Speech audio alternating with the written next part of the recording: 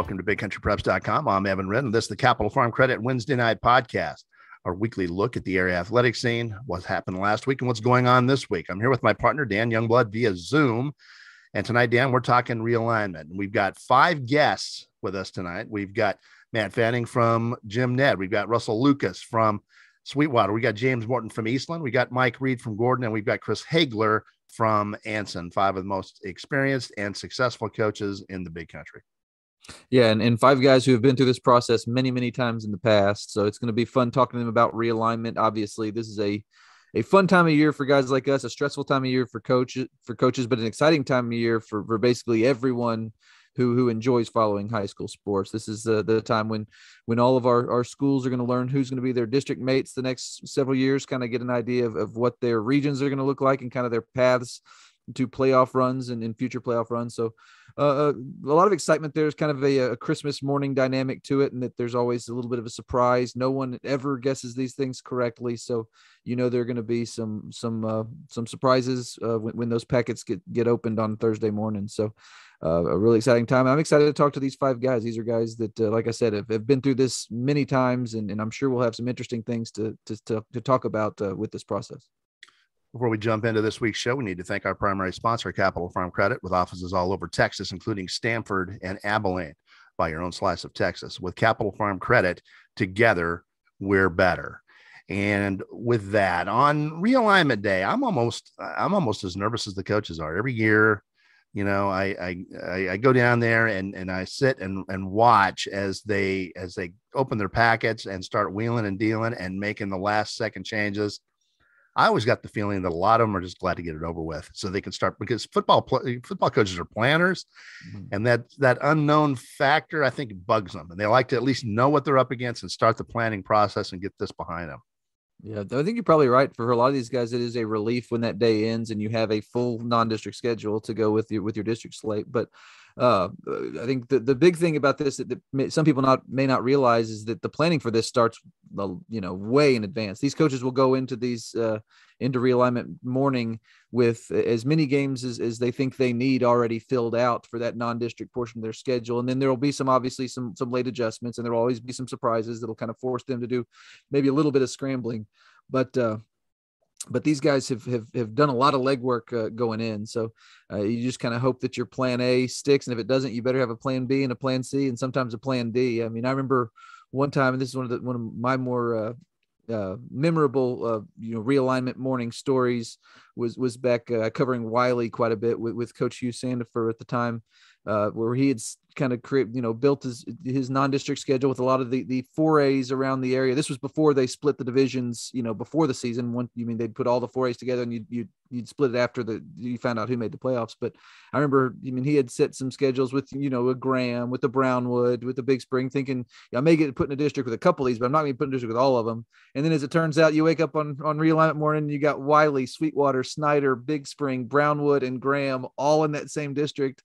And all of these coaches are scrambling because all of them, none of them thought they'd be playing each other, all of them being in the same district. So those kind of things happen on realignment day where nothing you expect or plan for ends up working out sometimes. So I remember that year, I think Sandifer had to rebuild his entire non-district schedule that day. And when you're a program like Wiley, sometimes it's hard to get people to take your calls. That's one thing about this process too. And you and I'll talk about it a little bit, is that this usually works 2 years behind. So if you've been good, nobody wants to schedule you. And if you've been bad, everybody wants to schedule you. But a lot of times what you were 2 years ago isn't what you're going to be the next 2 years. No. So it can be a challenge. And we've seen 2 examples of that this year. We've seen the Coleman Blue Cats, who have come out of a rebuilding phase, facing a non-district schedule that was built for that. And all of a sudden they got one of the best teams in the area in Class 2A D1. And really, they had a non-district portion of the schedule that really wasn't up to snuff and probably didn't get them as ready as they wanted to be for their district run, even though they still did well and won their district. Another example of that would be Hamlin, who had come through a very highly successful stretch. Now, all of a sudden, they're in a rebuilding mode with a very young ball club, and they're still stuck with that non-district portion of their schedule, which was designed for a team that had made a possible run at a state championship, and it was just out of whack. It's not a perfect system, and it does tend to run behind, but that's the best we can do. Yeah, and I think a lot of times when you have a program like an Albany or a Cisco, where these guys, where you're perpetually good, perennially you're a contender, that's where it gets really tough, because they're like Wiley back in the day. I mean, these are programs where opposing coaches literally won't take your calls. So you're either scheduling up. In the case of Cisco played a whole bunch of 3AD1s last year as a 2AD1, so two divisions up. You're either playing up or you're really going across the state to find your games. I remember one year Wiley played Liberty Hill in the Austin area. I remember they played some games against Lucas, Lovejoy, Argyle in the Metroplex, and so it gets really tough sometimes if you are one of those programs that has had a lot of success and is successful perennially. Sometimes it's hard to get people to take your calls, but I think the real challenge is what we just talked about, when where you've been good, but you're going to be going through a rebuilding stage, and you still have people that aren't they don't believe you. Like a lot of times coaches won't believe what you're telling them when you say, I'm not going to be as strong this year. No, we're going to be down this year. Yeah. Right. Yeah. Right. Well, right. We'll let you prove that against somebody else, not us. Right. But those are the way things go. But at the end of the day, everyone's going to leave with a non-district schedule. And then you just do the best you can at that point. But it's always a fun time. I really enjoy this time. It's just so exciting to kind of know what you're going to be looking at the next 2 years, and kind of look at what those regions will look like, what those districts will look like. And sometimes you get a surprise where you get some monstrous districts. We talked about a couple of years ago when you had that 3AD1 district with basically all of our teams in there, with Jim Ned and all those guys, Wall, Eastland was in there back then, and Breckenridge, and just all these really tough teams. It was a lot of fun to see those districts. As a fan and an observer, we love those districts. As a coach, I'm sure you absolutely hate them, but it's always fun time of year to see when you do get some of those. All right, before we bring the guys on for tonight's show, we do need to thank all of our sponsors, obviously Capital Farm Credit, who brings you these Wednesday night podcasts throughout the school year, but also for the Love of the Game Broadcasting and our old friend Terry Slavens, owner of KLX 93.5 FM out of Breck, KATX 97.7 FM out of Eastland, AM 1330 AM Classic Country out of Graham, KWKQ 94.7 FM out of Graham, KROO 1430 AM out of Breck, and KWBY 98.5 FM out of Ranger. That is for the Love of the Game Broadcasting. Also, Rob Durham, sales consultant at Bear Chevrolet Buick Cadillac up in Breckenridge. If you're in the market for a vehicle, new or used, give Rob a shout. He's one of the nicest guys you'll ever want to meet. Call him at 254-559-2266. That's Rob Durham up at Bear Chevrolet Buick Cadillac in Breckenridge. And finally, Phil Hill of the Abilene Realtors Group, big supporter of local athletics. If you're in the market, give him a call at 325-669-5153 or visit his website at philhillproperties.com. And with that, Mr. Youngblood, we've got 5 highly successful coaches joining us to talk realignment tonight. Mike Reed, Chris Hagler, Matt Fanning, Russell Lucas, James Morton, all waiting in the wings. Yeah, and this is going to, like we said at the beginning at the outset, this is going to be a fun discussion because, like you said, these are guys who have been successful, who have had, have been, generally speaking, have been coaching long enough to kind of go through the ebbs and flows of a program, to kind of know, what it's like when you're building a schedule for a rebuilding program, what it's like when you're building a schedule for a contender, and kind of what the difference is there. So it's going to be exciting talking to these guys about their experiences. I'm really eager to get them on and just kind of, see what they have to say about it. And it looks like they're about ready. So let's go ahead and get them on. And joining us now via Zoom, Chris Hagler from Anson, Mike Reed from Gordon, Matt Fanning from Jim Ned, James Morton in his jammies out there in Eastland. And we've got Russell Lucas out at Sweetwater. Gentlemen, thank you very much for joining us. All right. Well, we'll get started. Obviously, we've got realignment coming up, an exciting time for, I think, everybody involved with high school sports around the state. And that's kind of where I want to start, just kind of the excitement of that day. Just kind of learning your new district, kind of learning what the next 2 years are going to look like a little bit. We'll start with you, Coach Hagler. Just what are your thoughts on that day, and just how much fun is that as a guy who's been through it several times now? Well, this being my 8th year, it was new at the very beginning, but it appeals differently to different folks, but it just depends on, kind of where your team's at the previous year and what they're going to be like maybe the year, 2 years to come. And so you want to make sure that you've got a chance to compete for the district title or at least a playoff spot. And so You sure are crossing your fingers when those packets come out, and when they come out, it's done. That's who you have, and you got to walk away and just and live with it and try to get better. Coach Reed, same question to you. Well, I think for us, especially with the parity at our level, it kind of can really direct just because there's from the top end to the bottom end, there's such a difference in our classification once the top end team's in there. So you kind of know, since it's a smaller division, who really the top tier teams are going to be.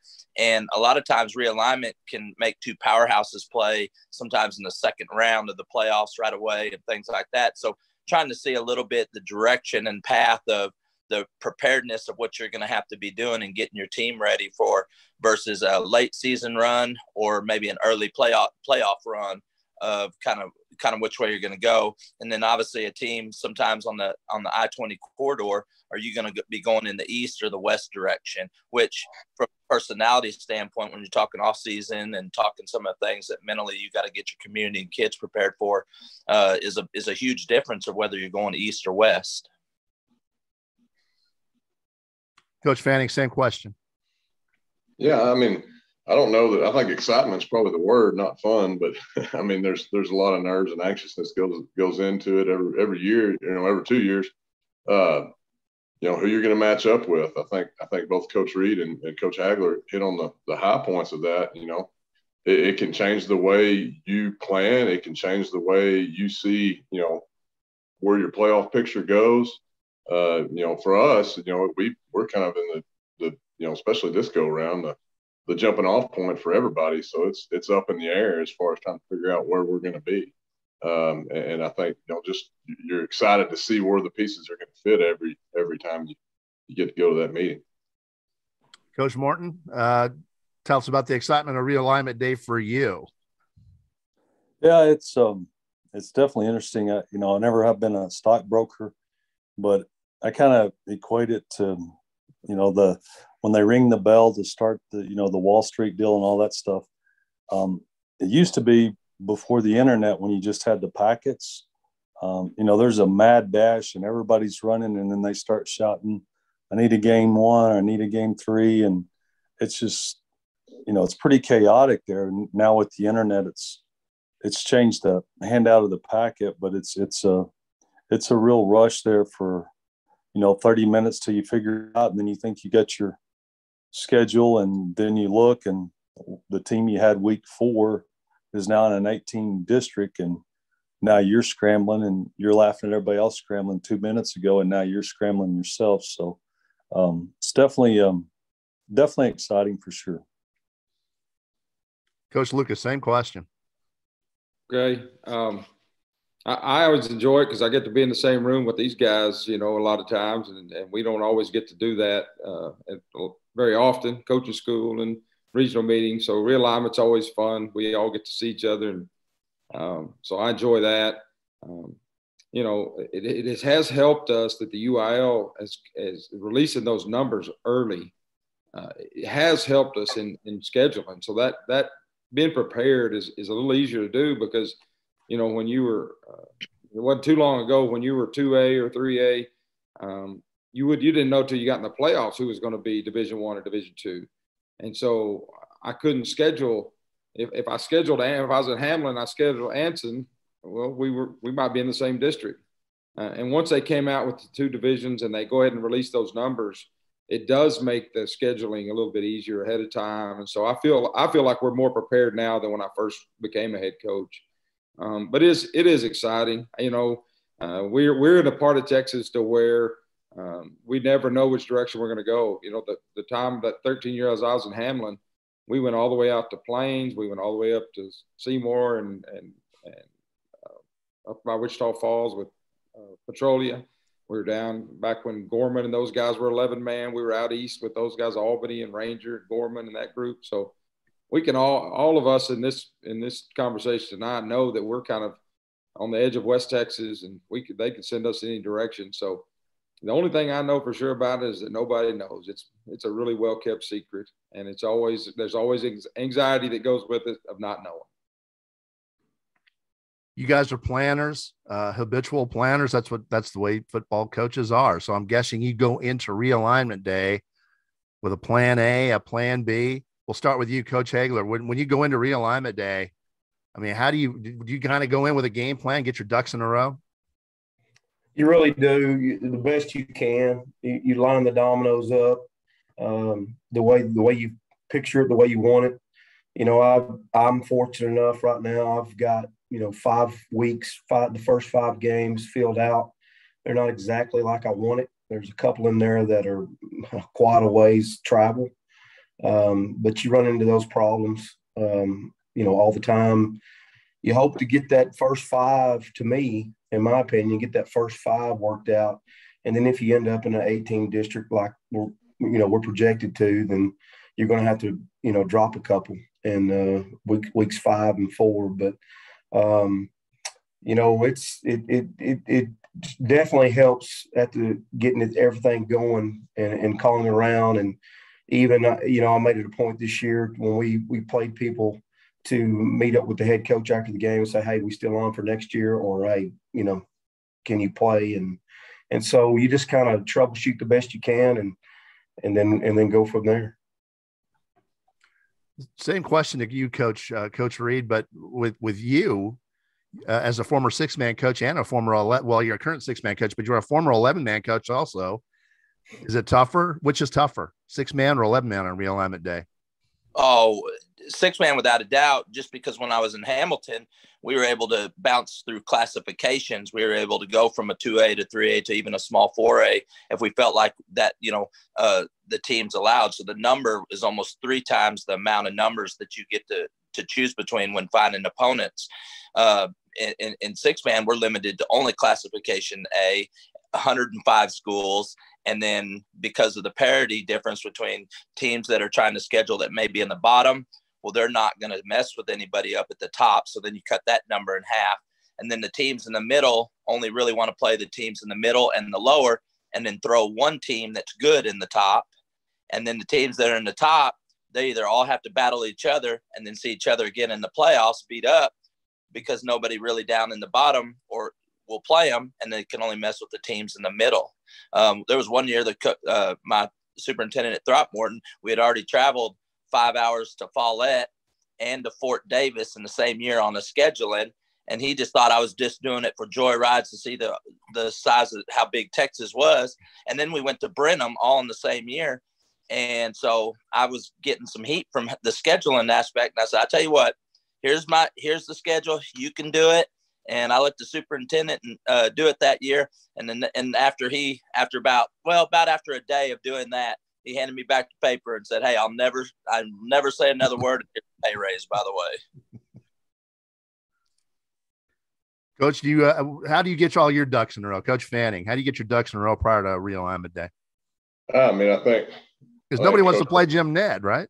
Yeah, it's been a challenge. It's been a challenge this go around. It's been harder, which, I mean, I know that comes with success, and some of these other guys could probably teach me a lot about that. I'm used to being the pretty girl at the dance that everybody wants to play, and this go around we're not. So, I mean, we try really hard to get our first 5 games scheduled, and then you look at the variables going in, and like you said, we all try to have a plan B and a plan C going into it. For us, if our week 5 opponent ends up in a big district, we've got to find another week 5, and then if we happen to end up in a small district, we'd have to scramble and pick some games up. I mean, we kind of plan for that. This year we won't. Usually we send. I'll send coordinators to other meetings all over, and we'll send a guy to Angelo and Amarillo. This year I think we're pretty. I don't know that we can stretch any further than we have for our pre-district. So hopefully it all works out. But yeah, man, it's trying to get everything squared away and like I said, have backup games to your backup game. Okay. Coach Morton, same question. How do you get your ducks in a row on realignment day or prior to it? Oh, I think everybody's hit on those, I think, pretty well. I think, the one thing I can kind of give, I guess, a little historical point on is just seems like now coaches are scheduling a year earlier than what we used to. Used to it was after, second year during the season, late in the season, seems like you would be talking to that everyone, there's a lot of people that have games lined up. And I think I've noticed that change in scheduling and realignment since I'm just kind of going through the past with it. Coach Lucas, you're at a higher classification now. Is it tougher at higher classification? Well, actually, this will be your first in Class 4A. So I guess this is a learning experience for you. But how do you get prepped for realignment day? Well, I try to schedule outside of our division. We're 4A Division 2, so I try to schedule as many 4A Division 1s and 3A Division 1s as I can get on our schedule. That way we know we're not going to end up in the same district with them. We kind of have I have a week there that I've got a couple of schools from our old district, Pecos and Snyder, that are that I've got in the same week that maybe I could end up with one of them if we're not in the same district. But the other schools that I've scheduled are outside of our division. That way I know we won't end up in the same district. Then the issue is if they get an 8-team, something like that, we could lose one. So you do have to have those backups.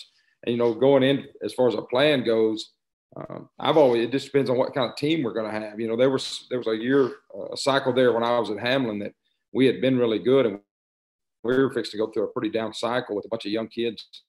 Stanford really upset at me. We had to develop some confidence. We had to find some games that we could be competitive in and not just get hammered every week.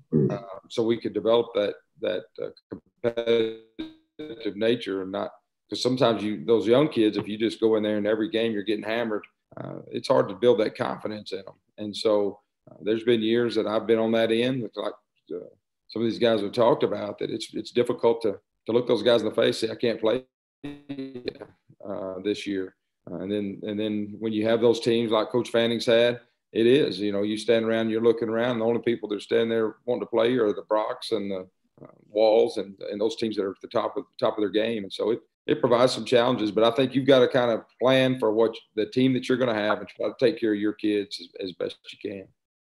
And one of y'all touched on this earlier, just kind of the unpredictable nature of realignment day. I know everybody kind of has goes into it with maybe some idea of where they could end up, but have any of y'all had any luck in the past predicting where y'all will end up, and kind of how would you describe that process? I know that's one of the things it seems like the UIL almost takes pride in, the fact that you may have your plans and they're never quite right. And we'll start with you, Coach Hegler. Somewhat. It's always really a guarantee we're going to have Stanford and Holly.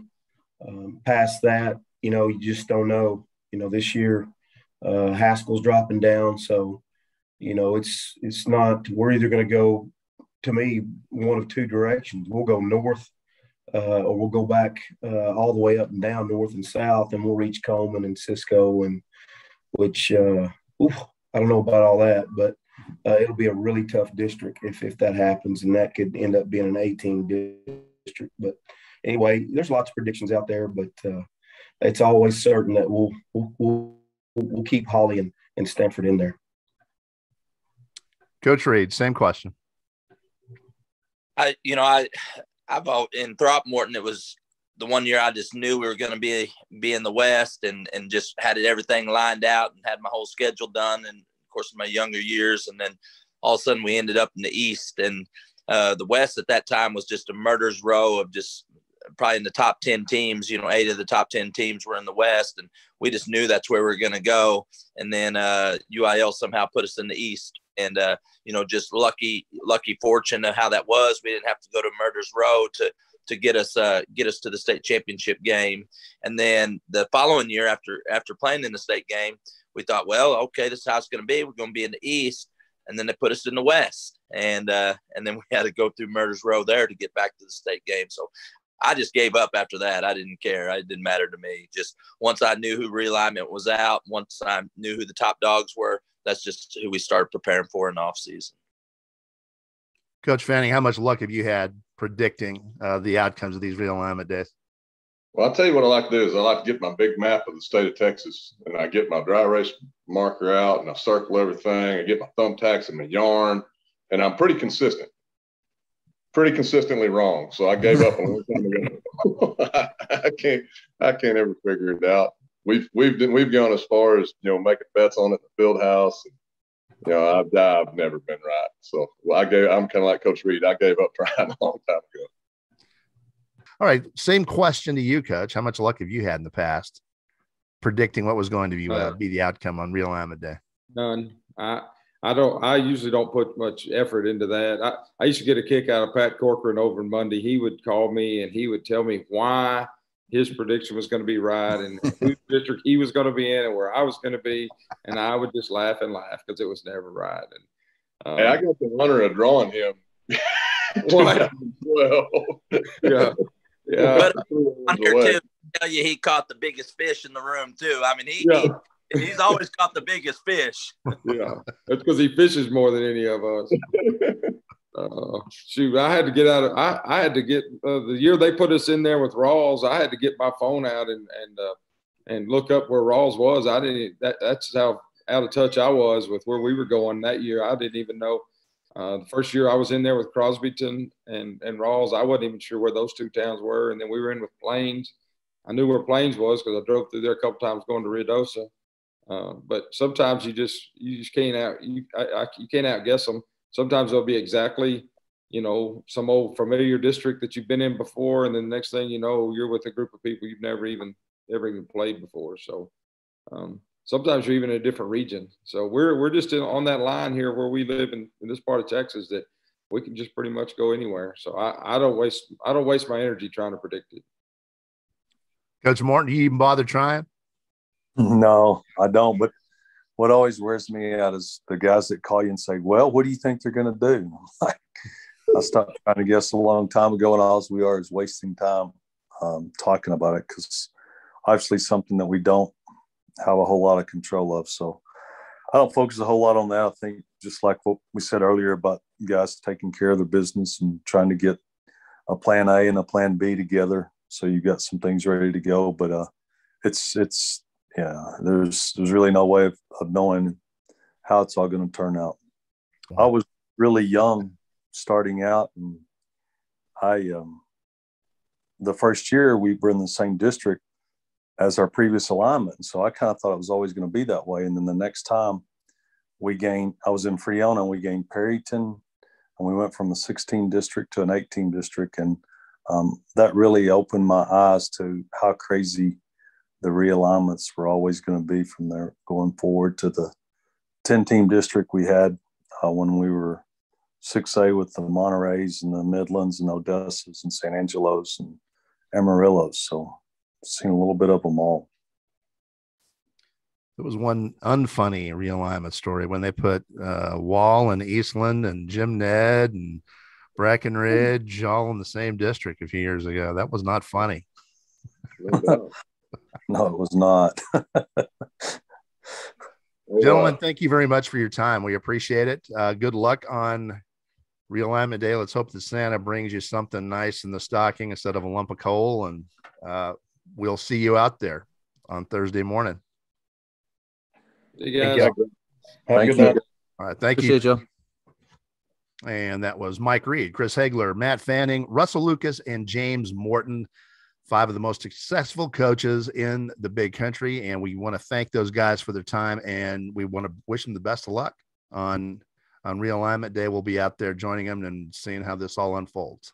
Yeah. And that was a fun discussion. I think we expected it to be for a lot of different reasons. These are obviously fun guys to see talk and to talk to. But one of the things that I enjoyed about that is it kind of gave you that a little glimpse into the dynamic of what it's like when you get, 5 coaches together and talking about something where they have that shared experience. I always enjoy that when you get to guys just kind of around a table talking about some of their experiences. I think you saw some of that interaction there. So it was a really good discussion. I was glad we were able to get them on this week. And that's just about going to wrap it up for the Capital Farm Credit Wednesday night podcast. But before we do that, we want to remind you that we have 3 separate subscription packages here at BigCountryPreps.com. We've got a monthly for $5 a month. We've got a semi-annual 6-month subscription where we knock that price down to $4 a month. And then we've got an annual 12-month subscription where we knock the price down to $3 a month. $36 for a full year of Big Country High School athletic coverage. And nobody's going to beat that price for the amount of coverage that we give you. Nobody. And we'd also like to remind you that if you see a photo you like in any one of our galleries, those are available for purchase. You can purchase a digital download for just $7.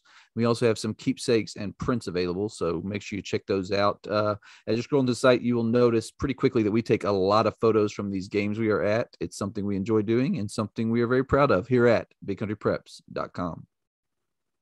All big country, all high school, all the time.